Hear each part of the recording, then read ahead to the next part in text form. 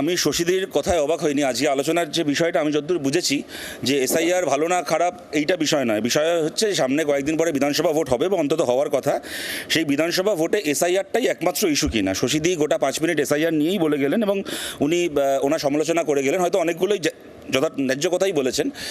কিন্তু আমি তৃণমূলের এই অবস্থানে অবাক নই, কারণ তৃণমূল তো চাইবেই যে কোনো একটা ইস্যুতেই যদি বিধানসভার ভোটটা হয় তাহলে গত 15 বছর ধরে চাকরি চুরি, বালি চুরি, গরু চুরি, এতগুলো মানুষকে খুন করা, পঞ্চায়েত ভোট না হতে দেওয়া, অন্য দলে জেতা লোকেদেরকে গায়ের জোরে টাকা দিয়ে দলবদল করিয়ে অন্যের জেতা পঞ্চায়েত, অন্যের জেতা বিধানসভা আসনকে দখল করে নেওয়া সহ সোয়ান অ্যান্ড সো ফোর্থ। অভিষেক বন্দ্যোপাধ্যায়ের হাজার হাজার কোটি টাকা সম্পত্তি তৈরি, যাবতীয় সব কিছু মিথ্যে হয়ে যাক, খালি একটা ইস্যুতেই ভোট হোক।